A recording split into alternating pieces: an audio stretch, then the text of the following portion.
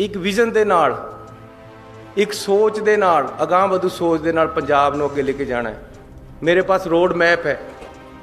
मैनू इस गल दी मैं तैयारी करदे बड़ी देर हो गई है कि किस तरीके दे नाल पंजाब नूं अगे वधाना है। लेकिन पंजाब नूं जिहड़ी जोकां चिंबड़ियां भी हैं कि किसी दफ्तर जाओ, कहंदा जी अखां कन्नू नहीं झाकी जांदा जद तक थल्ले टेबल के थल्ले नूं पैसे नहीं मिल जाते। ये चीज़ नहीं बर्दाश्त होनी मेरे ते, ये नहीं हो सकता। इनू खत्म कर दांगा पंजाब चों। नौजवान अगे आवे, जेड़ा बंदा पैसे मंगदा है ना उन्होंने फड़ के खड़ जाओ उस टाइम, मैनू टैलीफोन करो, मेरा टैलीफोन खुल्ला, मैनू उत्थे भी आना पै गया तो आ जाऊँगा। मैं हुणे आया, कमरे जिड्डी गड्डी है, 2 करोड़ रुपए की कहते आउंदी। वो यार गरीबां पर ला देंदे पैसा। उइयों 8 गड्डियां मेरे अगे पिछे फिरदियां। मैं अपने सैकटरी साहब राहुल तिवाड़ी जी बैठे, मैं इन्हों रास्ते 'च कह रहा सी, मैं क्या सिक्योरिटी का क्या बनया, काहदे वास्ते 1000 बंदा पिछे घुमाया होया। कहते जी इंटैलीजेंस वाले कहते भी असीं नहीं घट कर सकते, जे कल नूं कोई गल हो जाए। मैं क्या यार जे कल कोई होगी तो मैं जिम्मेवार है, भेजो इन्हों। क्या करना 1000 बंदा, गनमैन इन्ने ज़्यादा पिछे। हुण मैं सुखबीर बादल थोड़ो है यार भी मैं दिखाना कि जी एड्डी बड़ी कानवाई आ रही है, क्योंकि लोगों के पिछे लगती नहीं, वो इन्हों की लाई फिरी जाते हैं। मैं उन्होंने पंजाबियों उन्होंने पंजाब के नौजवानों अगे लेके जाना चाहता है जिन्होंने अपॉर्चुनिटी नहीं मिल रही। मैं उन्होंने अपॉर्चुनिटी देना चाहता कि आओ आ स्टेज खाली है, तुसीं बैठो।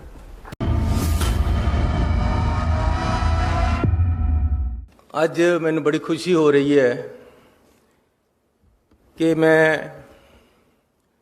मुख सेवादार दा अहुदा संभालण तो पहला दे नाल लगदी पहली बार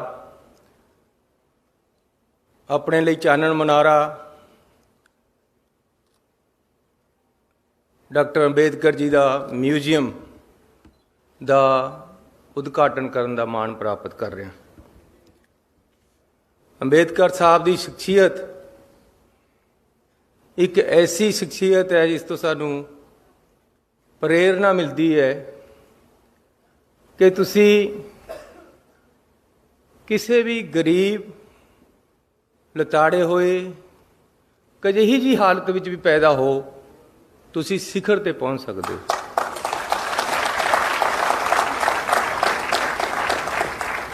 जरूरी नहीं तुहानू बहुत चंगा इन्वायरमेंट मिले अगे बढ़न वास्ते।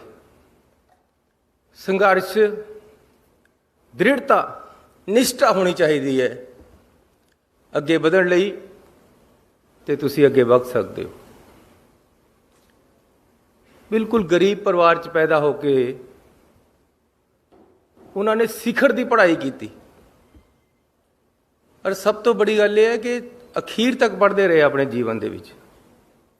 अपने आप को स्ट्रेंथन करना लगातार जारी रखना चाहिए है। नौजवान वीर मेरे भैणां इत्थे बैठियां, बच्चे बैठे है, इन्हां करके मैं एक दो गल्लां करनियां चाहुंदा। जद असीं अंबेडकर साहब वाल नूं देखते हैं तो सानूं ये सोच मिलती है जिहड़ा उन्होंने कहा कि पढ़ो, जोड़ो ते संघर्ष करो। जिंदगी दे विच अगे बढ़न वास्ते लगातार अपने आप को स्ट्रेंथन करते रहना जरूरी है, जिस तरह उन्होंने किया है। उन्होंने हालात जिस तरीके दे सीगे उदों तो मतलब ये सी कि तुहानूं पानी नहीं थी खूह तो भरन देंदे, दूर ही बैठना पैंदा सी। जे कोई बड़ा बंदा आ रहा है तो तुहानूं पासे होना पैंदा सी, नहीं तो फिर कोड़े खाने पैंदे सी। ऊच नीचता का इन्ना प्रभाव सी। अज तो उन्हां दी देन है, और डेमोक्रेसी की देन है, जवाहर लाल नेहरू वर्गी चंगी सोच वर्गे बंदियां दी देन है उन्हां दे नाल कि अज असीं किस तरीके दे नाल इकट्ठे बैठे एक गुलदस्ता बनी बैठे हैं। असीं उदों नहीं सी, लेकिन उन्हां हालातां विच भी अगे बढ़े। हालात कहे जे भी होण, तुहानूं एक टीचा बना के अगे बढ़ना पएगा, तुसीं बढ़ोगे। मंजिल उन्हीं को मिलती है जिनके सपनों में जान होती है। खाली पंखों से कुछ नहीं होता, हौसलों से परवान होती है। हौसले रखने पैणगे नौजवानों ਨੂੰ ਅੱਗੇ ਵਧਣ ਵਾਸਤੇ। मैं भी इसी तरह पढ़िया इन्हों देख देख के। मेरे पास भी इन्ने साधन नहीं सी, लेकिन मैं पढ़िया है और अज तक पढ़ रहे हैं।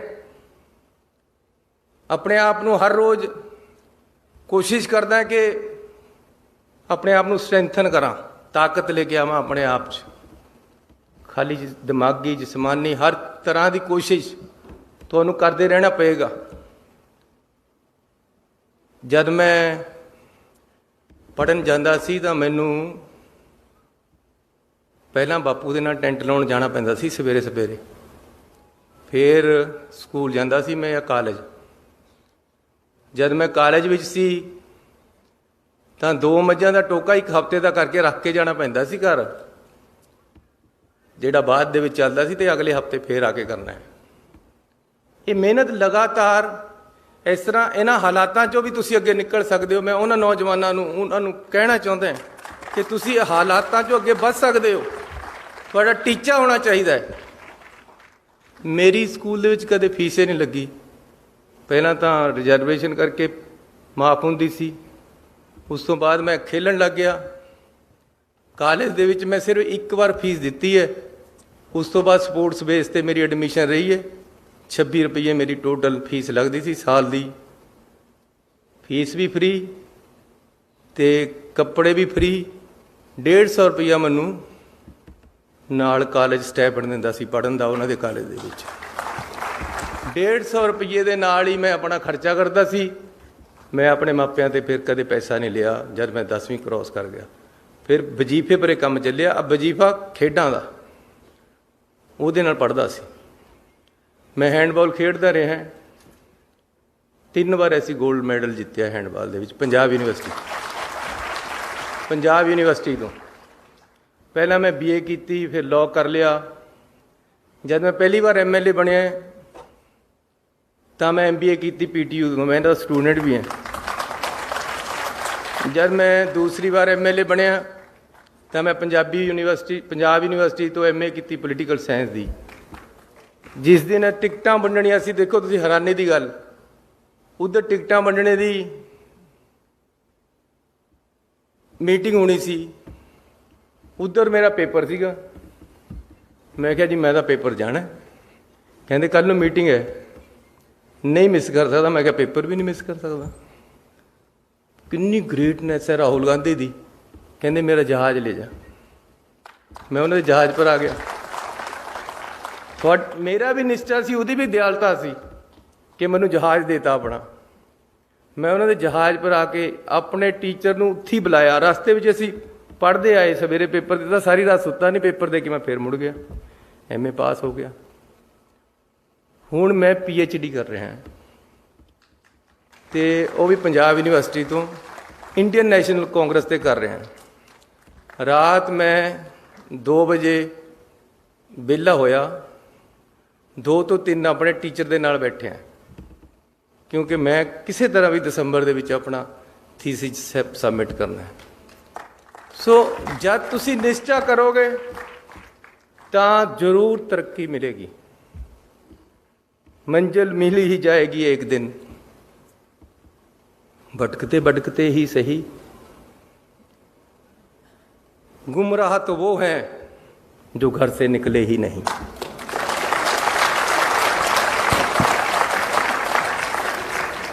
सो नौजवान दोस्तों, आज थानू जॉब मिली है। ये कोई आखिरी जॉब नहीं है जी। अज 15-20 हज़ार 25 हज़ार 50 हज़ार दी मिली है। तरक्की करो, और बहुत दुनिया पई है सितारों से आगे जहाँ और भी हैं। थानू लगातार अपने आप को बिल्ड करना है। जेडे अज क्लर्क लगे हैं, मेरा भाई मनमोहन सिंह वो लग्या सी JEE ओवरसीर कहते सी, उदों डिप्लोमा करके ਉਸ ਤੋਂ ਬਾਅਦ ਉਹਨੇ ਨੌਕਰੀ ਦੇ ਵਿੱਚ ਡਿਗਰੀ ਕੀਤੀ, ਫਿਰ BA ਕੀਤੀ, ਫਿਰ ਲਾਅ ਕੀਤਾ, ਫਿਰ ਇੰਜੀਨੀਅਰਿੰਗ ਦੀ ਵੱਡੀ ਡਿਗਰੀ ਕੀਤੀ, ਇੰਜੀਨੀਅਰ ਇਨ ਚੀਫ, ਹੁਣ ਉਹ ਰਿਟਾਇਰ ਹੋਇਆ। ਮਤਲਬ ਸਭ ਤੋਂ ਛੋਟੀ ਪੌੜੀ ਤੋਂ ਉਤਰ ਕੇ ਸਭ ਤੋਂ ਲਾਸਟ ਪੌੜੀ ਤੇ ਗਿਆ। ਉਹਦਾ ਕਾਰਨ ਕਿਆ ਹੈ ਕਿ ਲਗਾਤਾਰ ਆਪਣੇ ਆਪ ਨੂੰ ਸਟਰੈਂਥਨ ਕਰਦਾ ਰਿਹਾ। ਇਸ ਲਈ ਮੈਂ ਪੰਜਾਬ ਦੇ ਨੌਜਵਾਨ ਨੂੰ ਬੇਨਤੀ ਕਰਨਾ ਚਾਹੁੰਦਾ ਕਿ ਉਹਦੇ ਵੱਲ ਦੇਖੋ। ਆ ਮੇਰੀ ਫੋਟੋ ਲੱਗੀ ਵੀ ਇਸ ਉਹਦੇ ਸਾਹਮਣੇ ਬਾਬਾ ਅੰਬੇਦਕਰ ਜੀ ਦੇ। ਮੈਂ ਕਿਹਾ ਯਾਰ ਜਿਹਨੇ ਆਹ ਬਣਾਇਆ, ਮੈਂ ਨਹੀਂ ਬਣਾਇਆ ਇਹ ਡਿਜ਼ਾਈਨ, ਮੈਨੂੰ ਬੜਾ ਚੰਗਾ ਲੱਗਿਆ ਕਿ ਮੈਂ ਉਹਦੇ ਵੱਲ ਨੂੰ ਦੇਖ ਰਿਹਾ ਤੇ ਉਹ ਮੇਰੇ ਵੱਲ ਨੂੰ ਦੇਖ ਰਿਹਾ। ਉਹਦੀ ਜ਼ਿੰਦਗੀ ਨੂੰ ਪੜ੍ਹੋ, ਉਸ ਤੋਂ ਸਿੱਖਿਆ ਲਓ, ਜ਼ਿੰਦਗੀ ਦੇ ਵਿੱਚ ਸੰਘਰਸ਼ ਕਰੋ ਤੇ ਫਿਰ ਅੱਗੇ ਵਧੋ। ਪੰਜਾਬ ਸਰਕਾਰ ਤੁਹਾਡੇ ਨਾਲ ਹੈ। ਜੋ ਪੰਜਾਬ ਸਰਕਾਰ ਤੋਂ ਕਰਾਉਣਾ ਚਾਹੁੰਦੇ ਹੈ ਮੈਨੂੰ ਦੱਸੋ, ਮੈਂ ਤੁਹਾਡੇ ਵਾਸਤੇ ਹਾਜ਼ਰ ਹਾਂ ਵਿੱਚ ਬੈਠਾ। ਮੇਰਾ ਕਿਹੜੇ ਟੈਲੀਫੋਨ ਬੰਦ ਹੁੰਦਾ? ਇਹ ਹੋ ਸਕਦਾ ਕਿ ਵੀ ਕਈ ਵਾਰ ਮੈਂ ਇੱਥੇ ਲੈਕਚਰ ਕਰ ਰਿਹਾ, ਉੱਥੇ ਕਾਲ ਮਿਸ ਹੋ ਜੇ, ਲੇਕਿਨ ਖੁੱਲ੍ਹਾ ਹੈ ਹਰ ਟਾਈਮ, ਦਿਨ ਰਾਤ ਖੁੱਲ੍ਹਾ ਹੈ। ਨਾਲੇ ਰਾਤ ਮੈਨੂੰ 1:30 ਵਜੇ ਇੱਕ ਟੈਲੀਫੋਨ ਆ ਗਿਆ, ਬਾਈ ਜੀ ਗਲਤੀ ਮਾਫ ਪਾਈ ਸੀ, ਮੈਂ ਤੁਹਾਨੂੰ ਕਹਿੰਦਾ ਰਾਤ ਨੂੰ ਕਰ ਲਿਆ। ਮੈਨੇ ਨਹੀਂ, ਮੇਰੇ ਵਾਸਤੇ ਤਾਂ ਸਵੇਰੇ ਹੀ ਕਰ ਲੈ 1:30 ਵਜੇ। ਮੈਂ ਕਈਆਂ ਨੂੰ ਕਹਿੰਦਾ ਯਾਰ ਦਿਨ 'ਚ ਕਰ ਲਿਆ ਕਰ, ਪਰ ਕਈਆਂ ਦੀ ਆਦਤ ਹੈ ਕਿ ਰਾਤ ਨੂੰ ਨਹੀਂ ਕਰਨਾ। ਇੱਕ ਬਾਹਰ ਤੋਂ ਆ ਗਿਆ ਰਾਤ ਟੈਲੀਫੋਨ। ਇਸ ਤਰ੍ਹਾਂ ਕਿ ਮੈਨੂੰ ਆਦਤ ਹੈ ਕਿ ਮੈਂ ਬੈਲ ਬੰਦ ਕਰਕੇ ਨਹੀਂ ਸੌ ਸਕਦਾ ਟੈਲੀਫੋਨ ਦੀ, ਕਿਉਂਕਿ ਕਿਸੇ ਨੂੰ ਜ਼ਰੂਰਤ ਹੋ ਸਕਦੀ ਹੈ ਰਾਤ ਨੂੰ। ਉਹਨੇ ਮੈਨੂੰ ਨਾ ਮੈਂ ਚੱਕਿਆ ਤਾਂ ਪਤਾ ਨਹੀਂ ਕਹੀ ਜੀ ਐਮਰਜੈਂਸੀ ਹੋਵੇ ਉਹਨੂੰ। ਲੇਕਿਨ ਫਿਰ 1:30 ਵਜੇ ਵਾਲਾ ਜਿਹੜਾ ਜਗਾ ਦਿੰਦਾ, ਫਿਰ 2 ਵਜੇ ਵਾਲਾ ਜਗਾ ਦਿੰਦਾ, ਫਿਰ ਨੀਂਦ ਨਹੀਂ ਹੁੰਦੀ ਪੂਰੀ। ਪਰ ਇਹ ਹੈ ਕਿ ਮੈਂ ਆਪਣੀ ਆਦਤ 'ਤੇ ਮਜਬੂਰ ਹੈ ਕਿ ਮੈਂ ਟੈਲੀਫੋਨ ਬੰਦ ਕਰਕੇ ਨਹੀਂ ਸੌ ਸਕਦਾ, ਕਿਉਂਕਿ ਪਤਾ ਨਹੀਂ ਕਿਹਦਾ ਆ ਜਾਣਾ ਜ਼ਰੂਰਤ ਵਾਲੇ ਨੂੰ।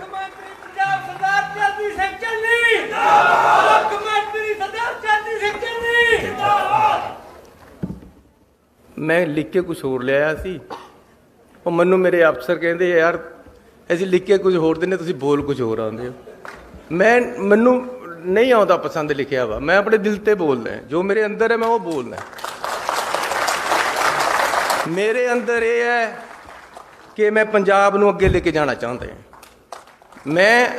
ਮੈਨੂੰ ਤੁਸੀਂ ਮੁੱਖ ਮੰਤਰੀ ਬਣਾਤਾ, ਮੇਰੇ ਭਾਂਡੇ ਵਿੱਚ ਤਾਂ ਇੰਨੀ ਜਗ੍ਹਾ ਵੀ ਨਹੀਂ ਸੀ ਜਿੰਨੀ ਤੁਸੀਂ ਪਾਤੀ ਹੈ। ਲੇਕਿਨ ਹੁਣ ਮੈਂ ਉਹਨਾਂ ਦੇ ਭਾਂਡੇ ਭਰਨਾ ਚਾਹੁੰਦਾ ਜਿਨ੍ਹਾਂ ਦੇ ਭਾਂਡੇ ਅੱਜ ਤੱਕ ਨਹੀਂ ਭਰੇ, ਖਾਲੀ ਪੇ ਢੀਕ ਰਹੇ ਪਾੜੇ। ਮੈਂ ਉਹਨਾਂ ਪੰਜਾਬੀਆਂ ਨੂੰ, ਉਹਨਾਂ ਪੰਜਾਬ ਦੇ ਨੌਜਵਾਨਾਂ ਨੂੰ ਅੱਗੇ ਲੈ ਕੇ ਜਾਣਾ ਚਾਹੁੰਦਾ ਜਿਨ੍ਹਾਂ ਨੂੰ ਓਪਰਚੁਨਿਟੀ ਨਹੀਂ ਮਿਲ ਰਹੀ। ਮੈਂ ਉਹਨਾਂ ਨੂੰ ਓਪਰਚੁਨਿਟੀ ਦੇਣਾ ਚਾਹੁੰਦਾ ਕਿ ਆਓ ਆ ਸਟੇਜ ਖਾਲੀ ਆ, ਤੁਸੀਂ ਬੈਠੋ। ਜੇ ਮੈਂ ਬਣ ਸਕਦਾ ਮੁੱਖ ਮੰਤਰੀ, ਜਿਹਦਾ ਬਾਪ ਦਾਦਾ ਰਿਹਾ ਹੀ ਕੁਛ ਨਹੀਂ, ਜਿਹਦਾ ਬਾਪ ਦਾਦਾ ਕਦੇ ਮੰਤਰੀ ਨਹੀਂ ਰਿਹਾ, ਮੁੱਖ ਮੰਤਰੀ ਨਹੀਂ ਰਿਹਾ, ਸੋਚ ਹੀ ਨਹੀਂ ਸੀ, ਫਿਰ ਤੁਸੀਂ ਕਿਉਂ ਨਹੀਂ ਬਣ ਸਕਦੇ? ਯਾਰ ਤੁਸੀਂ ਤਾਂ ਮੇਰੇ ਨਾਲ ਸਾਰੇ ਚੰਗੇ ਹੋ। ਜਿਹੜੇ ਮੇਰੇ ਹਾਲਾਤ ਸੀ, ਜੇ ਉਹਨਾਂ ਹਾਲਾਤਾਂ 'ਚ ਤੁਹਾਨੂੰ ਰੱਖਾਂ ਤਾਂ ਤੁਸੀਂ ਬਹੁਤ ਉੱਪਰ ਹੋ, ਤੁਸੀਂ ਮੇਰੇ ਤੋਂ ਬਹੁਤ ਅੱਗੇ ਜਾ ਸਕਦੇ ਹੋ। ਨੌਜਵਾਨੋ, ਤੁਸੀਂ ਪੰਜਾਬ ਨੂੰ ਅੱਗੇ ਲੈ ਕੇ ਜਾਓਗੇ, ਬਹੁਤ ਸੰਘਰਸ਼ ਕਰਨਾ ਪਏਗਾ। ਅੰਬੇਦਕਰ ਵੱਲ ਨੂੰ ਦੇਖ ਕੇ ਸੋਚ ਰੱਖਣੀ ਪਏਗੀ। ਉਹ ਅੰਬੇਦਕਰ ਜੀ ਨੇ ਲਾਅ ਕਰ ਲਿਆ ਸੀ, ਆਖਰੀ ਬਾਹਰੋਂ ਡਿਗਰੀ ਲੈ ਲਈ, ਲੇਕਿਨ ਫਿਰ ਇਕਨੋਮਿਕਸ ਪੜ੍ਹਨ ਲੱਗ ਗਏ। ਉਹ ਕਹਿੰਦੇ ਇਹਦੇ 'ਚ ਵੀ ਮਹਾਰਤ ਕਰਨੀ ਹੈ। ਹਰ ਚੀਜ਼ ਦੇ ਵਿੱਚ ਮਹਾਰਤ ਤੁਹਾਨੂੰ ਲੈ ਕੇ ਆਉਣੀ ਪਏਗੀ, ਤਾਂ ਤੁਸੀਂ ਅੱਗੇ ਵਧੋਗੇ, ਤਾਂ ਪੰਜਾਬ ਤਰੱਕੀ ਕਰੇਗਾ। ਜਿਹੜਾ ਥੱਲੇ ਬੈਠਾ ਹੈ ਉਸ ਨੂੰ ਖਿੱਚ ਕੇ ਉੱਪਰ ਕਰਨਾ ਹੈ, ਉਹਨੂੰ ਨਾਲ ਲਿਆਉਣਾ ਹੈ, ਖੜਾ ਕਰਨਾ ਹੈ, ਤਾਂ ਤੁਹਾਡੀ ਤਾਕਤ ਹੋਏਗੀ। ਇੱਕ ਦੂਜੇ ਦੀ ਤਾਕਤ ਦੇ ਨਾਲ ਪੰਜਾਬ ਅੱਗੇ ਵਧੇਗਾ, ਸਦਭਾਵਨਾ ਦੇ ਨਾਲ। ਸੋ ਅੱਜ ਅਸੀਂ 150 ਕਰੋੜ ਰੁਪਈਆ ਲਗਾ ਕੇ ਅੰਬੇਦਕਰ ਸਾਹਿਬ ਦਾ ਮਿਊਜ਼ੀਅਮ ਇੱਥੇ ਤਿਆਰ ਕਰ ਰਹੇ, ਤਾਂ ਕਿ ਮੇਰੇ ਪੰਜਾਬ ਦੇ, ਦੇਸ਼ ਦੇ, ਦੁਨੀਆ ਦੇ ਲੋਕ ਆ ਕੇ ਦੇਖਣ ਅਤੇ ਉਸ ਤੋਂ ਸਿੱਖਣ ਕਿ ਕਿਸ ਤਰ੍ਹਾਂ ਅੱਗੇ ਵਧਣਾ ਹੁੰਦਾ ਹੈ, ਅਤੇ ਕਿਆ ਕਿਆ ਉਹਨਾਂ ਦੇ ਗੁਣ ਸੀ, ਉਹਨਾਂ ਨੂੰ ਗ੍ਰਹਿਣ ਕਰਨ। ਕਿਸ ਤਰ੍ਹਾਂ ਉਹਨਾਂ ਨੇ ਕਨਸਟੀਟਿਊਸ਼ਨ ਲਿਖਿਆ, ਕਿਸ ਤਰ੍ਹਾਂ ਕਨਸਟੀਟਿਊਸ਼ਨ ਦੀ ਕਿਆ ਭਾਵਨਾ ਹੈ, ਕਿਸ ਤਰ੍ਹਾਂ ਏਕਤਾ ਅਤੇ ਅਖੰਡਤਾ ਦੇਸ਼ ਦੀ ਨੂੰ ਕਾਇਮ ਰੱਖਣਾ ਹੈ, ਕਿਸ ਤਰ੍ਹਾਂ ਅਸੀਂ ਆਪਣੇ ਦੇਸ਼ ਨੂੰ ਮੂਹਰੇ ਰੱਖ ਕੇ ਦੇਸ਼ ਦੇ ਝੰਡੇ ਨੂੰ ਬੁਲੰਦ ਕਰਨਾ ਹੈ। ਉਹ ਅਸੀਂ ਇਸ ਮਿਊਜ਼ੀਅਮ ਵਿੱਚੋਂ ਆ ਕੇ ਦੇਖਾਂਗੇ ਅਤੇ ਸਿੱਖਾਂਗੇ ਅਤੇ ਅੱਗੇ ਵਧਾਂਗੇ। ਮੈਨੂੰ ਹੁਣ ਇੱਥੇ ਬੋਲ ਰਹੇ ਸੀ ਕਿ ਜੀ ਇਹਨੂੰ ਸਾਰਾ ਕੁਝ ਇਹ ਆਰਕੀਟੈਕਟ ਇਹਨਾਂ ਨੇ ਕੀਤਾ ਹੈ। ਅਸੀਂ ਡਿਸਕਸ ਕਰਨ ਲੱਗੇ ਕਿ ਜੀ ਮਿਊਜ਼ੀਅਮ ਬਣਾਉਣਾ ਮੇਰੀ ਦਿਲ ਦੀ ਸੋਚ ਹੈ ਵੀ ਆਪਾਂ ਬਣਾਉਣਾ। ਮੈਂ ਧੰਨਵਾਦ ਕਰਦਾ ਪਿਛਲੇ ਮੁੱਖ ਮੰਤਰੀ ਜੀ ਦਾ। ਮੈਂ ਉਹਨਾਂ ਨੂੰ ਜਾ ਕੇ ਕਿਹਾ, ਉਹ ਕਹਿੰਦੇ ਬਣਨਾ ਜ਼ਰੂਰੀ ਹੈ, ਬਣਾਓ। ਮੈਨੂੰ ਉਹਨਾਂ ਨੇ ਹੱਲਾਸ਼ੇਰੀ ਦਿੱਤੀ ਕੈਪਟਨ ਅਮਰਿੰਦਰ ਸਿੰਘ ਨੇ ਕਿ ਬਣਾਓ ਚੰਨੀ ਜੀ, ਤੁਹਾਡੀ ਸੋਚ ਹੈ, ਤੁਸੀਂ ਕਰੋ। ਮੈਂ ਕਿਹਾ ਜੀ ਇਹਦੇ ਵਾਸਤੇ ਅਸੀਂ ਪੈਸੇ ਵੀ ਆਪ ਹੀ ਅਰੇਂਜ ਕਰ ਲਾਂਗੇ। 150 ਕਰੋੜ ਰੁਪਈਆ ਯੂਨੀਵਰਸਿਟੀ ਦੇ ਰਹੀ ਹੈ। ਇਹ ਯੂਨੀਵਰਸਿਟੀ ਦਾ ਐਸੈਟ ਵੀ ਹੈ। ਮੈਂ ਯੂਨੀਵਰਸਿਟੀ ਦੇ ਸਾਰੇ ਲੋਕਾਂ ਨੂੰ ਧੰਨਵਾਦ ਦੇਣਾ ਚਾਹੁੰਦਾ ਕਿ ਤੁਹਾਡਾ ਵੀ ਐਸੈਟ ਹੈ। ਇਹ ਤੁਹਾਡਾ ਹੀ ਹੈ, ਤੁਸੀਂ ਹੀ ਇੱਥੇ ਚਲਾਉਣਾ ਅਤੇ ਤੁਹਾਡੀ ਹੀ ਜ਼ਮੀਨ 'ਤੇ ਬਣ ਰਿਹਾ। ਤੁਸੀਂ 10 ਏਕੜ ਇਸ ਵਾਸਤੇ ਦਿੱਤੀ ਹੈ, ਮੈਂ ਤੁਹਾਨੂੰ 50 ਏਕੜ ਇਸ ਤੋਂ ਪਿੱਛੇ ਤੁਹਾਡੇ ਵਾਸਤੇ ਹੋਰ ਲੈ ਕੇ ਦਿੰਦਾ, ਇਸ ਤੁਹਾਡੇ ਕੰਮ ਵਾਸਤੇ। ਸੋ ਜਦੋਂ ਅਸੀਂ ਇਹਨੂੰ ਬਣਾਉਣ ਲੱਗੇ, ਸੋਚਣ ਲੱਗੇ, ਕਿਹਾ ਮੈਂ ਕਿਹਾ ਯਾਰ ਇਹਨੂੰ ਇਸ ਤਰ੍ਹਾਂ ਦਾ ਬਣਨਾ ਕਿ ਦੂਰ ਤੇ ਪਤਾ ਲੱਗੇ ਕਿ ਇਹ ਹਿੰਦੁਸਤਾਨ ਦਾ ਨਿਸ਼ਾਨ ਹੈ। ਇਹ ਹਿੰਦੁਸਤਾਨ ਇਹਦੇ ਵਿੱਚ ਝਲਕਦਾ ਹੋਵੇ, ਸਾਡਾ ਕੰਸਟੀਟਿਊਸ਼ਨ ਇਹਦੇ ਝਲਕਦਾ ਹੋਵੇ, ਅੰਬੇਦਕਰ ਸਾਹਿਬ ਇਸ ਤਰ੍ਹਾਂ ਝਲਕਦਾ ਹੋਵੇ। ਮੈਨੂੰ ਕਹਿੰਦੇ ਜੀ ਕਿਸ ਤਰ੍ਹਾਂ ਬਣੇਗਾ। ਮੈਨੂੰ ਕੋਈ ਐਂਬਲਮ ਦੇ ਗਿਆ ਸੀ ਐਡਾ, ਉਹਦੇ ਥੱਲੇ ਇੱਦਾਂ ਪਿੱਲਰ ਲਾ ਕੇ ਉੱਪਰ ਐਂਬਲਮ ਲੱਗਿਆ ਹੋਇਆ ਸੀ, ਜਿਸ ਤਰ੍ਹਾਂ ਉਹ ਉੱਪਰ ਲੱਗਿਆ ਹੋਇਆ। ਮੈਂ ਉਹ ਚੱਕ ਕੇ ਇਹਨਾਂ ਦੇ ਮੂਹਰੇ ਆ ਰੱਖਤਾ। ਮੈਂ ਕਿਹਾ ਆਪਾਂ ਇਸ ਤਰ੍ਹਾਂ ਹੀ ਬਣਾਉਣਾ ਹੈ।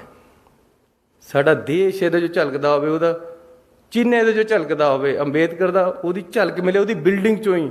ਅੰਦਰਲੇ ਕਿਤੇ ਜਾ ਕੇ ਪਤਾ ਹੀ ਲੱਗਣਾ। ਮੈਂ ਵੇਰਕਾ ਜੀ ਦਾ ਬੜਾ ਧੰਨਵਾਦੀ ਹਾਂ। ਇਹਨਾਂ ਨੇ ਇਹਦੇ 'ਚ ਸਾਡੀ ਬੜੀ ਮਦਦ ਕੀਤੀ। ਇਹਨਾਂ ਨੂੰ ਵੀ ਅਸੀਂ ਇਹ ਸਾਰਾ ਦਿਖਾਇਆ। ਸੋ ਅਸੀਂ ਅੰਬੇਦਕਰ ਜੀ ਨੂੰ ਇੱਥੇ ਉਹਨਾਂ ਦਾ ਮਿਊਜ਼ੀਅਮ ਬਣਾ ਕੇ, ਪੂਰੇ ਵਰਲਡ ਕਲਾਸ ਦਾ ਮਿਊਜ਼ੀਅਮ ਬਹੁਤ ਵਧੀਆ ਇਸ ਨੂੰ ਬਣਾਇਆ ਜਾਏਗਾ। 150 ਕਰੋੜ ਰੁਪਈਆ ਇਹਦੇ 'ਚ ਲੱਗੇਗਾ। ਇਸ ਦੇ ਨਾਲ ਨਾਲ ਉਹਨਾਂ ਦੇ ਨਾਮ 'ਤੇ, ਕਿਉਂਕਿ ਜੇ ਅਸੀਂ ਕਿਸੇ ਗਰੀਬ ਨੂੰ ਉੱਪਰ ਚੱਕਣਾ ਚਾਹੁੰਦੇ ਹਾਂ, ਆਟਾ ਦਾਲਾਂ ਦੇ ਨਾਲ ਉਹ ਨਹੀਂ ਉਹਨੇ ਚੱਕ ਹੋਣਾ। ਤੁਸੀਂ ਰੋਜ਼ ਮਹਾਰਾਜ ਦੀ ਆਟਾ ਦਾਲ ਦੇ ਦਿਓ ਉਹਨੂੰ, ਉਹਨੇ ਆਟਾ ਦਾਲ ਖਾੜੀਆਂ ਆਪਣਾ ਸੌਂ ਜਾਣੇ। ਲੇਕਿਨ ਜੇ ਉਹਦੇ ਬੱਚੇ ਨੂੰ ਤੁਸੀਂ ਪੜ੍ਹਾਈ ਦੇਤੀ, ਉਹ ਆਪੇ ਬੜਾ ਹੋ ਕੇ ਆਪੇ ਅੱਗੇ ਆ ਕੇ ਆਪਣੀ ਵੀ ਗਰੀਬੀ ਚੱਕ ਦੇਗਾ, ਆਪਣੇ ਮਾਂ-ਬਾਪ ਦੀ ਵੀ ਚੱਕ ਦੇਗਾ। ਇਸ ਕਰਕੇ ਐਜੂਕੇਸ਼ਨ ਸਿਸਟਮ ਨੂੰ ਸਟਰੈਂਥਨ ਕਰਨਾ ਹੈ। ਸਭ ਤੋਂ ਬੜੀ ਚੀਜ਼ ਹੀ ਐਜੂਕੇਸ਼ਨ ਹੈ। ਮੇਰਾ ਬਾਪੂ ਮੈਨੂੰ ਪੜ੍ਹਾਇਆ, ਮੇਰੇ ਭਾਈਆਂ ਨੂੰ ਪੜ੍ਹਾਇਆ। ਇੱਕ ਮੇਰਾ ਭਰਾ ਡਾਕਟਰ ਹੈ, ਇੱਕ ਚੀਫ ਇੰਜੀਨੀਅਰ ਰਿਟਾਇਰ ਹੋਇਆ, ਇੱਕ ਮੈਂ ਹਾਂ, ਇੱਕ ਮੇਰੇ ਤੋਂ ਛੋਟਾ ਹੈ। ਲੇਕਿਨ ਐਜੂਕੇਸ਼ਨ ਉਹਦੀ ਸੋਚ ਸੀ।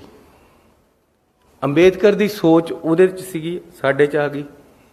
ਅੰਬੇਦਕਰ ਦੀ ਸੋਚ ਸੀ ਕਿ ਜੀ ਪੜ੍ਹੋਗੇ ਕਿੱਥੇ ਤੇ ਜੇ ਇਨਫਰਾਸਟਰਕਚਰ ਨਹੀਂ ਹੈ ਪੜ੍ਹਾਈ ਦੇ ਬੱਚਿਆਂ ਵਾਸਤੇ, ਗਰੀਬਾਂ ਵਾਸਤੇ, ਮਿਡਲ ਕਲਾਸ ਦੇ ਲੋਕਾਂ ਵਾਸਤੇ, ਜਿਹੜੇ ਫੀਸਾਂ ਨਹੀਂ ਦੇ ਸਕਦੇ ਬੜੀਆਂ ਯੂਨੀਵਰਸਿਟੀਆਂ ਦੀਆਂ, ਉਹ ਕਿੱਥੇ ਤੇ ਪੜ੍ਹਨਗੇ। ਇਸ ਲਈ ਅਸੀਂ ਬੱਚਿਆਂ ਨੂੰ ਇਨਫਰਾਸਟਰਕਚਰ ਦੇਣਾ, ਪੜ੍ਹਾਈ ਦੇ ਇੰਸਟੀਟਿਊਸ਼ਨ ਦੇਣੇ। ਇੱਥੇ ਅਸੀਂ ਇੱਕ IIM ਦੇ ਨਾਲ ਮਿਲ ਕੇ ਮੈਨੇਜਮੈਂਟ ਕਾਲਜ ਬਾਬਾ ਅੰਬੇਦਕਰ ਸਾਹਿਬ ਦੇ ਨਾਮ 'ਤੇ ਅੱਜ ਹੀ ਮੈਂ ਘੋਸ਼ਣਾ ਕਰਦਾ ਕਿ ਇੱਥੇ ਸਥਾਪਿਤ ਕਰਾਂਗੇ।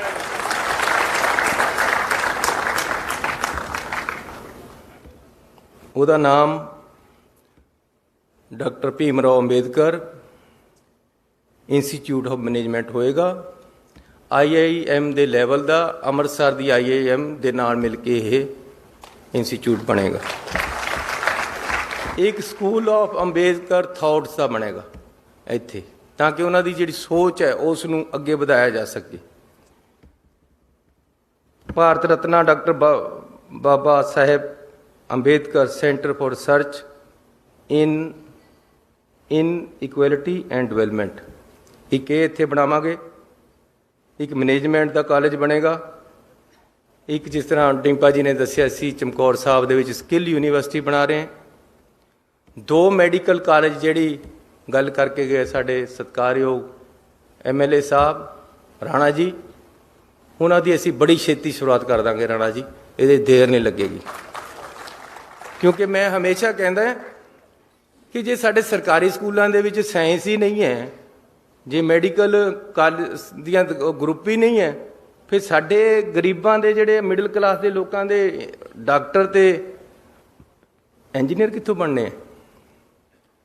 ਅਸੀਂ ਪੰਜਾਬ ਦੇ ਸਕੂਲਾਂ ਦੇ ਵਿੱਚ ਸਾਇੰਸ ਬਲਾਕ ਤੇ ਮੈਡੀਕਲ ਐਜੂਕੇਸ਼ਨ ਦਾ ਬਲਾਕ ਬਣਾਵਾਂਗੇ ਸਾਰਿਆਂ 'ਚ, ਤਾਂ ਕਿ ਡਾਕਟਰ ਇੰਜੀਨੀਅਰ ਚੰਗੇ ਪੈਦਾ ਹੋਣ। ਤੇ ਜਿਹੜੇ 2 ਇੱਥੇ ਮੈਡੀਕਲ ਕਾਲਜ ਬਣ ਰਹੇ, ਇੱਕ ਇੱਥੇ ਬਣੇਗਾ, ਇੱਕ ਬਣੇਗਾ ਹੁਸ਼ਿਆਰਪੁਰ ਦੇ ਵਿੱਚ। ਇਹਨਾਂ ਨੂੰ ਅਸੀਂ ਬੜੀ ਛੇਤੀ, ਪਰਮਾਤਮਾ ਨੇ ਮੇਰੇ ਹੱਥ 'ਤੇ ਕੰਮ ਕਰਾਉਣਾ ਹੋਇਆ ਤਾਂ ਬੜੀ ਛੇਤੀ ਅਸੀਂ ਨੀਂਹ ਪੱਥਰ ਰੱਖਣ ਆਵਾਂਗੇ। ਰਾਣਾ ਜੀ ਇਹ ਜ਼ਰੂਰ ਕਰਾਂਗੇ। ਇੱਕ ਸਾਡੇ ਪਾਸ ਬਿਲਡਿੰਗ ਪਈ ਹੈ, ਕਿਉਂਕਿ ਮੈਨੂੰ ਗੁਰੂ ਨਾਨਕ ਸਾਹਿਬ ਜੀ ਦਾ 550ਵਾਂ ਜਨਮ ਦਿਹਾੜਾ ਮਨਾਉਣ ਦਾ ਸੁਭਾਗ ਪ੍ਰਾਪਤ ਹੋਇਆ ਸੀ। ਕੈਪਟਨ ਅਮਰਿੰਦਰ ਸਿੰਘ ਜੀ ਨੇ ਡਿਊਟੀ ਲਗਾਈ ਸੀ ਕਿ ਤੁਸੀਂ ਇਹ ਕੰਮ ਸੰਭੋ, ਅਤੇ ਮੈਨੂੰ ਇਸ ਗੱਲ ਦੀ ਖੁਸ਼ੀ ਹੈ ਕਿ ਵਰਲਡ ਵਾਈਡ ਇਸ ਗੱਲ ਦੀ ਪ੍ਰਸ਼ੰਸਾ ਹੋਈ ਕਿ ਪੰਜਾਬ ਸਰਕਾਰ ਨੇ ਜੋ ਗੁਰੂ ਨਾਨਕ ਸਾਹਿਬ ਦਾ ਜਨਮ ਦਿਹਾੜਾ ਮਨਾਇਆ, ਜਨਮ ਸਾਲ ਮਨਾਇਆ, ਬਹੁਤ ਜ਼ਬਰਦਸਤ ਉਸ ਦੀ ਸ਼ੋਭਾ ਚਾਰੇ ਪਾਸੇ ਸਰਕਾਰ ਨੂੰ ਮਿਲੀ। ਉੱਥੇ ਸਾਡੀ ਇੱਕ ਬਿਲਡਿੰਗ ਪਈ ਹੈ, ਉਹਦੇ ਵਿੱਚ ਇੱਕ ਸੁਲਤਾਨਪੁਰ ਲੋਧੀ ਅਸੀਂ ਇੱਕ ITI ਕਾਲਜ ਖੋਲ੍ਹਾਂਗੇ। ਇਹ ਵੀ ਮੈਂ ਐਲਾਨ ਕਰਕੇ ਜਾ ਰਿਹਾ, ਅਤੇ ਬੜੀ ਛੇਤੀ ਅਸੀਂ ਇਸੇ ਸਾਲ ਤੋਂ ਕਲਾਸਾਂ ਸ਼ੁਰੂ ਕਰ ਦੇਣੀਆਂ। ਤੁਹਾਨੂੰ ਵਧਾਈ ਹੋਵੇ ਇਸ ਚੀਜ਼ ਦੀ। ਭੁਲੱਥ ਦੇ ਵਿੱਚ ਇੱਕ ਬਲਾਕ ਦੇ ਵਿੱਚ ਅਸੀਂ ਇੱਕ ITI ਖੋਲ੍ਹਣੀ ਆ, ਉਹਦੇ 'ਤੇ 11 ਕਰੋੜ ਰੁਪਈਆ, 10 ਕਰੋੜ ਰੁਪਈਆ ਲੱਗੇਗਾ। ਅਤੇ ਅਸੀਂ ਉਹ ਵੀ ਭੁਲੱਥ ਦੇ MLA ਸਾਹਿਬ ਬੈਠੇ ਆ, ਇਹਨਾਂ ਨੂੰ ਮੈਂ ਬੇਨਤੀ ਕਰਦਾ ਕਿ ਸਾਨੂੰ ਜਗ੍ਹਾ ਦੱਸ ਦਿਓ, ਜਗ੍ਹਾ ਤੁਸੀਂ ਦੇਣੀ ਹੈ, ਪੈਸੇ ਅਸੀਂ ਲਾਵਾਂਗੇ। ਰਾਣਾ ਜੀ ਮੇਰੇ ਬਹੁਤ ਹੀ ਸਤਿਕਾਰਯੋਗ ਆਗੂ ਹੈ, ਅਗਾਂਹ ਵਧੂ ਹੈ, ਇਹਨਾਂ ਦੀ ਸੋਚ ਹੈ, ਇੱਕ ਵਿਜ਼ਨ ਹੈ, ਮੈਂ ਉਸ ਦਾ ਸਤਿਕਾਰ ਕਰਦਾ। ਇਹਨਾਂ ਨੇ ਮੈਨੂੰ ਕਿਹਾ ਕਪੂਰਥਲੇ ਵਾਸਤੇ 10 ਕਰੋੜ ਰੁਪਈਆ ਕਪੂਰਥਲੇ ਦੇ ਸ਼ਹਿਰ ਨੂੰ ਅਸੀਂ ਦੇਵਾਂਗੇ। ਇਹਨਾਂ ਮੂਹਰੇ ਥਾਨ ਸਿੱਟ ਦੇਣਾ, ਜਿੱਥੇ ਜਿੱਥੇ ਸੁਆ ਕੇ ਜਿਹੜਾ ਕੁਝ ਪਾਉਣਾ ਪਾ ਲਵੇ। ਇੱਕ 4 ਕਰੋੜ ਰੁਪਈਆ ਇਹਨਾਂ ਨੂੰ ਚਾਹੀਦਾ ਹੈ, ਕੁਝ ਤਾਰਾਂ ਸ਼ਿਫਟ ਕਰਨੀਆਂ, ਉਹ ਵੀ ਇਹਨਾਂ ਪਾਸ ਪਹੁੰਚੇਗਾ। ਸੋ ਇੱਕ ਵਿਜ਼ਨ ਦੇ ਨਾਲ, ਇੱਕ ਸੋਚ ਦੇ ਨਾਲ, ਅਗਾਂਹ ਵਧੂ ਸੋਚ ਦੇ ਨਾਲ ਪੰਜਾਬ ਨੂੰ ਅੱਗੇ ਲੈ ਕੇ ਜਾਣਾ ਹੈ। ਮੇਰੇ ਪਾਸ ਰੋਡ ਮੈਪ ਹੈ। ਮੈਨੂੰ ਇਸ ਗੱਲ ਦੀ ਮੈਂ ਤਿਆਰੀ ਕਰਦਿਆਂ ਬੜੀ ਦੇਰ ਹੋ ਗਈ ਹੈ ਕਿ ਕਿਸ ਤਰੀਕੇ ਦੇ ਨਾਲ ਪੰਜਾਬ ਨੂੰ ਅੱਗੇ ਵਧਾਉਣਾ ਹੈ। ਲੇਕਿਨ ਪੰਜਾਬ ਨੂੰ ਜਿਹੜੀ ਜੋਕਾਂ ਚਿੰਬੜੀਆਂ ਵੀ ਹੈ ਕਿ ਕਿਸੇ ਦਫ਼ਤਰ ਜਾਓ, ਕਹਿੰਦਾ ਜੀ ਅੱਖਾਂ ਕੰਨ ਨੂੰ ਝਾਕੀ ਜਾਂਦਾ ਜਦ ਤੱਕ ਥੱਲੇ ਟੇਬਲ ਦੇ ਥੱਲੇ ਨੂੰ ਪੈਸੇ ਨਹੀਂ ਮਿਲ ਜਾਂਦੇ। ਇਹ ਚੀਜ਼ ਨਹੀਂ ਬਰਦਾਸ਼ਤ ਹੋਣੀ ਮੇਰੇ 'ਤੇ, ਇਹ ਨਹੀਂ ਹੋ ਸਕਦਾ। ਇਹਨੂੰ ਖਤਮ ਕਰ ਦਾਂਗਾ ਪੰਜਾਬ 'ਚੋਂ। ਮੈਨੂੰ ਜਿੰਨਾ ਕੁ ਟਾਈਮ ਮਿਲਿਆ ਤੁਸੀਂ ਇਹਦੇ 'ਚ ਦੇਖ ਲਿਓ ਕਿ ਬਿਲਕੁਲ ਸਿੱਧਾ ਹੋ ਜਾਏਗਾ ਕੰਮ, ਪਿਆਰ ਨਾਲ ਹੀ ਕਰਾਵਾਂਗਾ। ਮੈਂ ਮਿਊਨਿਸਪਲ ਕਮੇਟੀ ਦਾ ਪ੍ਰਧਾਨ ਸੀ, ਉਸ ਤੋਂ ਬਾਅਦ ਮੈਂ MLA ਵੀ ਰਹਿ ਲਿਆ, ਮੰਤਰੀ ਵੀ ਰਹਿ ਲਿਆ, ਹੁਣ ਤੁਸੀਂ ਮੁੱਖ ਮੰਤਰੀ ਬਣਾਤਾ ਹੈ। ਲੇਕਿਨ ਉਹ ਮੈਨੂੰ ਸਭ ਤੋਂ ਅੱਛਾ ਪੀਰੀਅਡ ਲੱਗਦਾ ਸੀ ਕਿ ਨੇੜੇ ਹੋ ਕੇ ਲੋਕਾਂ ਦੀ ਸੇਵਾ ਕਰਨੀ ਦੇ। ਅਤੇ ਕਮੇਟੀਆਂ ਦੇ ਵਿੱਚ 22% ਕਮਿਸ਼ਨ, ਮੈਂ ਕਿਹਾ ਇਹ ਗੱਲ ਬਰਦਾਸ਼ਤ ਨਹੀਂ ਹੋਣੀ ਆ। ਮੈਂ ਬੜਾ ਜ਼ੋਰ ਲਾਇਆ ਕਿ ਕੰਮ ਖਤਮ ਹੋਵੇ, ਲੇਕਿਨ ਇਹ ਨੈਕਸਸ ਇੰਨਾ ਤਕੜਾ ਬਣਿਆ ਹੋਇਆ ਕਿ ਤੋੜਨਾ ਬੜਾ ਔਖਾ। ਇੱਕ ਪ੍ਰਧਾਨ ਵਜੋਂ ਬੱਸ 'ਚ ਨਹੀਂ ਸੀ। ਮੈਂ ਉਦੋਂ ਸੋਚਿਆ ਸੀ, ਮੈਂ ਬਹੁਤ ਘੱਟ ਕਰਤਾ ਸੀ, ਉਹ ਗੱਲ ਨਹੀਂ ਲੰਬੀ ਸੁਣਾਵਾਂਗਾ, ਕਿ ਮੈਂ ਉਹਨਾਂ ਨੂੰ ਕਹਿਤਾ ਸੀ ਕਿ ਨਹੀਂ ਇਸ ਤਰ੍ਹਾਂ ਨਹੀਂ ਚੱਲਣਾ। ਇੱਕ ਐਸੀ ਉਹ ਕੂੜਾ ਸੁੱਟਣ ਵਾਲੇ ਡੰਪ ਨਹੀਂ ਪਏ ਹੁੰਦੇ, ਹੁਣ ਇਹ ਅਖਬਾਰਾਂ ਵਾਸਤੇ ਨਹੀਂ ਹੈ ਗੱਲਾਂ, ਇਹ ਤੁਹਾਡੇ ਨਾਲ ਐਸੇ ਹਾਲ ਦੇ ਵਿੱਚ ਕਰ ਰਿਹਾ। ਉਹ ਡੰਪ ਖਰੀਦਣੇ ਸੀ। ਉਹ ਮੈਂ ਕਿਹਾ ਯਾਰ ਇਹ ਤਾਂ ਬੜੇ ਮਹਿੰਗੇ ਲਗਾ ਰਹੇ ਹੋ। ਮੈਂ ਕਿਹਾ ਠੇਕੇਦਾਰ ਦਾ ਟੈਲੀਫੋਨ ਬਣਾਓ। ਮੈਂ ਠੇਕੇਦਾਰ ਨੂੰ ਕਿਹਾ, ਮੈਂ ਕਿਹਾ ਯਾਰ ਇੰਨੇ ਦੇ ਨਹੀਂ ਪੈਸੇ, ਸਾਨੂੰ ਤਾਂ ਇੰਨੇ ਦੇ ਮਿਲਦੇ ਆ। ਕਹਿੰਦਾ ਜੀ ਦੇ ਤਾਂ ਇੰਨੇ ਦੇ ਦਊਂਗਾ, ਜਿਹਨੇ ਤੁਹਾਨੂੰ ਮਿਲਾ ਕੇ ਦਿੱਤਾ, ਜਿਹੜੇ ਤੁਹਾਡੇ ਨਾਲ ਹੀ ਉਹ ਬੈਠਾ ਹੈ, ਇਹਨੂੰ ਕਹਿ ਦਿਓ। ਮੈਂ ਸਪੀਕਰ ਲਗਾਇਆ ਹੋਇਆ ਸੀ ਐਂ ਕਰਕੇ। ਉਹ ਕਹਿੰਦਾ ਮੈਂ ਜ਼ਹਿਰ ਖਾ ਲੈਣਗੇ ਮੇਰੇ ਬੱਚੇ, ਤੂੰ ਪ੍ਰਧਾਨ ਜੀ ਜੋ ਕਹਿੰਦੇ ਉਹੀ ਕਰਦਾ। ਇਹ ਸੋਚ ਹੋਈ ਵੀ ਹੈ ਕਿ ਜੇ ਉੱਪਰ ਦੇ ਪੈਸੇ ਨਹੀਂ ਲੈਂਦੇ ਤਾਂ ਜ਼ਹਿਰ ਖਾਣੇ ਵਾਲਾ ਕੰਮ ਹੋ ਗਿਆ। ਤਨਖਾਹ ਨੂੰ ਕੁਝ ਸਮਝਦੇ ਨਹੀਂ ਕਈ ਲੋਕ। ਬਹੁਤ ਲੋਕ ਇਮਾਨਦਾਰ ਹੈ ਪੰਜਾਬ ਦੇ ਵਿੱਚ, ਬਹੁਤ ਜਨਤਾ ਇਮਾਨਦਾਰ ਹੈ, ਬਹੁਤ ਅਫਸਰ ਇਮਾਨਦਾਰ ਹੈ। ਕਿਸੇ ਇੱਕ ਫੀਲਡ ਦੇ ਵਿੱਚ ਜੇ ਤੁਸੀਂ ਕਹੋ ਸਾਰੇ ਮਾੜੇ ਇਹ ਨਹੀਂ ਹੋ ਸਕਦੇ, ਜੇ ਤੁਸੀਂ ਕਹੋ ਸਾਰੇ ਚੰਗੇ ਨਹੀਂ ਹੋ ਸਕਦੇ। ਹਰ ਫੀਲਡ ਦੇ ਵਿੱਚ, ਹਰ ਜਾਤੀ ਦੇ ਵਿੱਚ, ਹਰ ਧਰਮ ਦੇ ਵਿੱਚ ਚੰਗੇ ਵੀ ਲੋਕ ਬਹੁਤ ਜ਼ਿਆਦਾ ਹੈ, ਮਾੜੇ ਵੀ ਬਹੁਤ ਜ਼ਿਆਦਾ ਹੈ, ਕਈਆਂ 'ਚ ਬਹੁਤ ਘੱਟ ਹੈ। ਲੇਕਿਨ ਕਰਪਸ਼ਨ ਇਹ ਬਰਦਾਸ਼ਤ ਨਹੀਂ ਹੋਣੀ ਪੰਜਾਬ ਦੇ ਵਿੱਚ ਜਦ ਤੱਕ ਮੈਂ ਹਟ ਜਾਵਾਂਗਾ ਜਾਂ ਕਰਪਸ਼ਨ ਹਟ ਜਾਏਗੀ, ਦੋਨਾਂ 'ਚੋਂ ਇੱਕ ਚੀਜ਼ ਹਟੇਗੀ।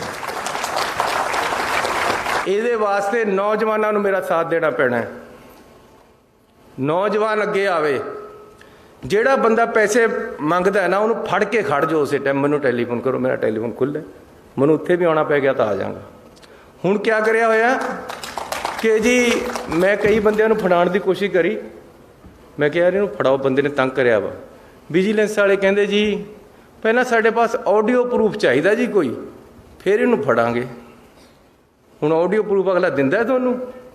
ਕਹਿੰਦੇ ਜੀ ਉਹਨੂੰ ਮੋਬਾਈਲ ਪਰ ਕਾਲ ਕਰੋ, ਪੈਸੇ ਮੰਗੇ, ਫਿਰ ਸਾਡੇ ਪਾਸ ਸਬੂਤ ਆਊਗਾ, ਫਿਰ ਅਸੀਂ ਖੋਲਾਂਗੇ। ਇਹ ਸਭ ਮਿਲੇ ਹੋਏ ਸੀ ਇਹ ਲੋਕ, ਇਹ ਹੈਗੇ ਹੈ। ਇਹਨਾਂ ਨੂੰ ਖਤਮ ਕਰਨਾ ਇਸ ਚੀਜ਼ 'ਚੋਂ। ਤੁਸੀਂ ਪੰਜਾਬ ਦੇ ਲੋਕ ਖਤਮ ਕਰਨਗੇ, ਮੈਂ ਨਹੀਂ ਇਕੱਲਾ ਕਰ ਸਕਦਾ। ਪੰਜਾਬ ਦੇ ਲੋਕਾਂ ਨੂੰ ਉੱਠਣਾ ਪਏਗਾ।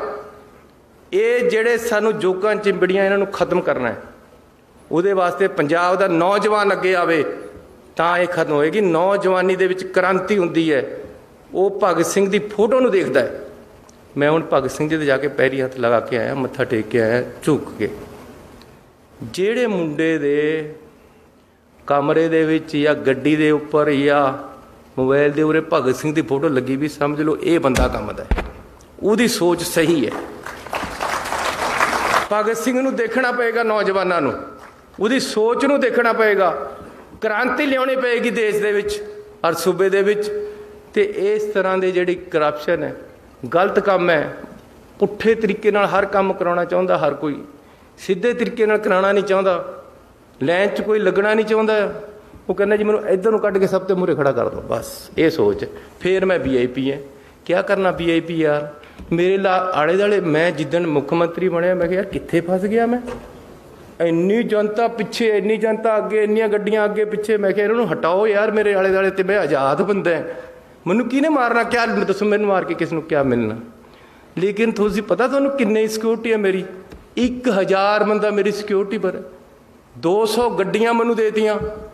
ਮੇਰੇ ਤਾਂ ਕਮਰੇ ਜਿੱਡੀਆਂ ਗੱਡੀਆਂ ਇਹਨੇ ਬਾਦਲਾਂ ਨੇ ਖਰੀਦੀਆਂ ਹੋਈਆਂ। ਮੈਂ ਹੁਣੇ ਆਇਆ, ਕਮਰੇ ਜਿੱਡੀ ਗੱਡੀ ਹੈ, 2 ਕਰੋੜ ਰੁਪਏ ਦੀ ਕਹਿੰਦੇ ਆਉਂਦੀ। ਉਹ ਯਾਰ ਗਰੀਬਾਂ ਪਰ ਲਾ ਦਿੰਦੇ ਪੈਸਾ। ਉਈਓ 8 ਗੱਡੀਆਂ ਮੇਰੇ ਅੱਗੇ ਪਿੱਛੇ ਫਿਰਦੀਆਂ। ਮੈਂ ਆਪਣੇ ਸੈਕਟਰੀ ਸਾਹਿਬ ਨੂੰ, ਰਾਹੁਲ ਤਿਵਾੜੀ ਜੀ ਬੈਠੇ, ਮੈਂ ਇਹਨੂੰ ਰਸਤੇ 'ਚ ਕਹਿ ਰਿਹਾ ਸੀ, ਮੈਂ ਕਿਹਾ ਉਹ ਸਿਕਿਉਰਿਟੀ ਦਾ ਕਿਆ ਬਣਿਆ, ਕਾਹਦੇ ਵਾਸਤੇ 1000 ਬੰਦਾ ਪਿੱਛੇ ਘੁਮਾਇਆ ਹੋਇਆ? ਕਹਿੰਦੇ ਜੀ ਇੰਟੈਲੀਜੈਂਸ ਵਾਲੇ ਕਹਿੰਦੇ ਵੀ ਅਸੀਂ ਨਹੀਂ ਘੱਟ ਕਰ ਸਕਦੇ, ਜੇ ਕੱਲ੍ਹ ਨੂੰ ਕੋਈ ਗੱਲ ਹੋ ਜਾਵੇ। ਮੈਂ ਕਿਹਾ ਯਾਰ ਜੇ ਕੱਲ੍ਹ ਕੋਈ ਹੋ ਗਈ ਤਾਂ ਮੈਂ ਜ਼ਿੰਮੇਵਾਰ ਹੈ, ਭੇਜੋ ਇਹਨਾਂ ਨੂੰ। ਕਿਆ ਕਰਨਾ 1000 ਬੰਦਾ? 5-10 ਬੰਦੇ ਚਲੋ ਠੀਕ ਹੈ। ਕਈ ਜਗ੍ਹਾ ਲੋਕ ਵੀ ਜ਼ਿਆਦਾ ਅੱਗੇ ਨੂੰ ਆ ਜਾਂਦੇ ਕਿ ਮਿਲਣਾ ਹੀ ਜ਼ਰੂਰ ਹੈ, ਥੋੜ੍ਹਾ ਜਿਹਾ ਤਰੀਕੇ ਨਾਲ ਉਹਨਾਂ ਨੂੰ ਸੈੱਟ ਕਰ ਦੇਣਗੇ। ਉਹ ਇਸ ਤੋਂ ਜ਼ਿਆਦਾ ਤਾਂ ਕੁਛ ਨਹੀਂ। ਸਿੰਬਲ ਬਣ ਗਿਆ ਇੱਕ ਕਿ ਜੀ ਗਨਮੈਨ ਇੰਨੇ ਜ਼ਿਆਦਾ ਪਿੱਛੇ। ਹੁਣ ਮੈਂ ਸੁਖਬੀਰ ਬਾਦਲ ਥੋੜ੍ਹੋ ਯਾਰ ਵੀ ਮੈਂ ਦਿਖਾਣਾ ਕਿ ਜੀ ਐਡੀ ਬੜੀ ਕਾਰਵਾਈ ਆ ਰਹੀ ਹੈ, ਕਿਉਂਕਿ ਲੋਕਾਂ ਦੇ ਪਿੱਛੇ ਲੱਗਦੀ ਨਹੀਂ। ਉਹ ਇਹਨਾਂ ਦੀ ਉਹ ਲਾਈ ਫਿਰੀ ਜਾਂਦੇ ਆ। ਪਬਲਿਕ ਉਹਨਾਂ ਦੇ ਨਾਲ ਤੁਰਨੇ ਨੂੰ ਤਿਆਰ ਨਹੀਂ। ਉਹ ਕਹਿੰਦੇ ਚਲੋ ਇਹੀ 1000 ਬੰਦਾ ਪਿੱਛੇ ਸਿਕਿਉਰਿਟੀ ਦੇ ਨਾਂ ਪਰ ਪਿੱਛੇ ਤੋਰ ਲਓ। ਇਸ ਕਰਕੇ ਨੌਜਵਾਨ ਵੀਰੋ, ਇਹ ਸਮਝ ਲਓ ਤੁਹਾਡਾ ਭਰਾ ਮੁੱਖ ਮੰਤਰੀ ਹੈ ਤੇ ਤੁਹਾਨੂੰ ਐਡਜਸਟ ਕਰਨਾ ਹੈ। ਇਹ ਸਮਝ ਲਓ ਕਿ ਜਿੰਨੀ ਕੁ ਸਮਰੱਥਾ ਨੌਕਰੀਆਂ ਦੀ ਪੰਜਾਬ ਸਰਕਾਰ ਕੋਲ ਹੈ, ਉਨੀ ਤਾਂ ਮੈਂ 4 ਮਹੀਨਿਆਂ 'ਚ ਭਰ ਦੇਣੀ। ਮੈਂ ਅੱਜ ਇਹਨਾਂ ਨੂੰ ਕਿਹਾ ਵੀ 1,00,000 ਨੌਕਰੀ ਹੋਰ ਕੱਢੋ। ਆ ਤੁਸੀਂ ਦੇਖੋ, ਸਾਡੇ ਪਿੱਛੇ ਮੇਰੀ ਇੰਨੀ ਲੜਾਈ ਹੋਈ। ਹੁਣ ਇੱਕ ਮੰਤਰੀ ਦੀ ਜਿੰਨੀ ਕੈਬਨਿਟ ਚੱਲਦੀ ਉਨੀ ਕੁ ਚੱਲੇਗੀ ਨਾ। ਕਹਿੰਦੇ ਜੀ ਕਲਾਸ D ਦੀਆਂ ਨੌਕਰੀਆਂ ਆਊਟਸੋਰਸ ਕਰਨੀਆਂ। ਮੈਂ ਕਿਹਾ ਵੀ ਕਲਾਸ D ਦੀਆਂ ਹੀ ਕਾਹਤੇ ਕਰਨੀਆਂ, ਫਿਰ ਕਲਾਸ A ਦੀਆਂ ਵੀ ਕਰ ਦਿਓ। ਕਲਾਸ D ਦੇ ਵਿੱਚ ਹੁਣ ਗਰੀਬੇ ਭਰਤੀ ਹੁੰਦਾ, ਚਪੜਾਸੀ, ਹੋਰ ਤਾਂ ਕਿਸੇ ਨੇ ਲੱਗਣਾ ਨਹੀਂ। ਡਰਾਈਵਰ, ਟੈਕਨੀਸ਼ੀਅਨ, ਜਿੰਨੇ ਕਲਾਸ D ਦੇ ਵਿੱਚ ਹੈ, ਉਹ ਮੇਰੇ ਡਾਇਰੈਕਟਰ ਬੈਠੇ। ਮੈਂ ਇਹਨਾਂ ਦੀ ਫਾਈਲ ਪਰ ਲਿਖ ਕੇ ਭੇਜਿਆ ਵੀ ਨਹੀਂ ਇਸ ਤਰ੍ਹਾਂ ਹੋ ਸਕਦਾ। ਹੁਣ ਮੈਂ ਕਰ ਦੇਣਾ। ਹੁਣ ਮੇਰੇ ਪਾਸ ਆ ਗਈ ਉਹ ਕੱਲ੍ਹ। ਕਲਾਸ D ਦੇ ਵੀ ਰੈਗੂਲਰ ਹੀ ਭਰਤੀ ਹੋਣਗੇ। ਉਹ ਕਿਤੇ ਹੋਰ ਤੇ ਆਏ ਆ, ਉਹ ਕਾਹਤੇ ਨਹੀਂ ਭਰ ਸਕਦੇ ਬਈ? ਜਾਂ ਫਿਰ A ਕਲਾਸ ਵਾਲਿਆਂ ਨੂੰ ਵੀ ਆਊਟਸੋਰਸ ਕਰ ਲਓ, B ਵਾਲਿਆਂ ਨੂੰ ਵੀ ਆਊਟਸੋਰਸ ਕਰ ਲਓ। ਅਫਸਰ ਤਾਂ ਲੱਗੇਗਾ ਪੱਕੀ ਤਨਖਾਹ ਪਰ 2.25 ਲੱਖ ਰੁਪਈਆ। ਜਿਹਦੀ 11,000 ਤਨਖਾਹ ਹੈ ਉਹ ਆਊਟਸੋਰਸ ਪਰ ਲੱਗੇਗਾ। ਸਾਰੀ ਉਮਰ ਉੱਪਰ ਤੇ ਤਲਵਾਰ ਲਟਕਦੀ ਰਹਿੰਦੀ ਹੈ ਕਿ ਜੀ ਅੱਜ ਕੱਢ ਦੇਵੇਂ, ਕਿਉਂਕਿ ਨੌਕਰ ਤਾਂ ਆਊਟਸੋਰਸ ਹੈ ਜਾਂ ਕੰਟਰੈਕਟ 'ਤੇ ਹੈ। ਚਪੜਾਸੀ ਕੋਈ ਆਮ ਚੀਜ਼ ਨਹੀਂ ਹੈ। ਟੈਕਨੀਸ਼ੀਅਨ, ਡਰਾਈਵਰ ਕੋਈ ਆਮ ਚੀਜ਼ ਨਹੀਂ ਹੈ। ਇਹ ਵੀ ਅਸੀਂ ਉਹਦੇ ਪਰੇ ਭਰਨੇ ਹੈ, ਰੈਗੂਲਰ ਹੀ ਭਰਨੇ ਜਿਸ ਤਰ੍ਹਾਂ ਦੂਸਰੇ ਭਰਦੇ। ਸੋ ਮੈਂ ਤੁਹਾਡਾ ਜ਼ਿਆਦਾ ਹੀ ਟਾਈਮ ਲੈ ਗਿਆ ਕੁਛ। ਤੁਹਾਡਾ ਬਹੁਤ ਧੰਨਵਾਦ। ਪਰਮਾਤਮਾ ਤੁਹਾਨੂੰ ਤਰੱਕੀਆਂ ਬਖਸ਼ੇ। ਅੰਬੇਦਕਰ ਜੀ ਦੀ ਸੋਚ, ਉਹਨਾਂ ਦੇ ਦੱਸੇ ਹੋਏ ਰਸਤੇ 'ਤੇ ਅਸੀਂ ਚੱਲੀਏ। ਹਿੰਦੁਸਤਾਨ ਦੇ ਸੰਵਿਧਾਨ ਨੂੰ ਤਕੜਾ ਰੱਖੀਏ, ਦੇਸ਼ ਦੇ ਵਿੱਚ ਨਿਸ਼ਠਾ ਰੱਖੀਏ, ਦੇਸ਼ ਦੇ ਵਿੱਚ ਏਕਤਾ ਬਣੀ ਰਹੇ। ਕੋਈ ਸਾਡੇ ਵੱਲ ਨੂੰ ਝਾਕਦਾ ਨਹੀਂ, ਕੋਈ ਪਾਕਿਸਤਾਨ ਸਾਡਾ ਬੈਰੀ ਨਹੀਂ ਬਣ ਸਕਦਾ ਜੇ ਅਸੀਂ ਆਪ ਇਕੱਠੇ ਰਹਾਂਗੇ। ਇਸ ਕਰਕੇ ਏਕਤਾ ਰੱਖੋ, ਤਕੜੇ ਹੋ ਕੇ ਦੇਸ਼ ਨੂੰ ਅੱਗੇ ਲਿਜਾਣ ਲਈ ਨੌਜਵਾਨ ਅੱਗੇ ਆਵੇ ਅਤੇ ਆਪਾਂ ਸਾਰੇ ਆਪਣੇ ਸੂਬੇ ਨੂੰ ਇੰਨਾ ਵਧੀਆ ਬਣਾ ਦਈਏ ਕਿ ਲੋਕ ਕਹਿਣ ਵੀ ਇਹ ਪੰਜਾਬ ਕਰਾਂ ਕੀ ਸਿਫਤ ਤੇਰੀ, ਸ਼ਾਨਾਂ ਦੇ ਸਭ ਸਮਾਨ ਤੇਰੇ।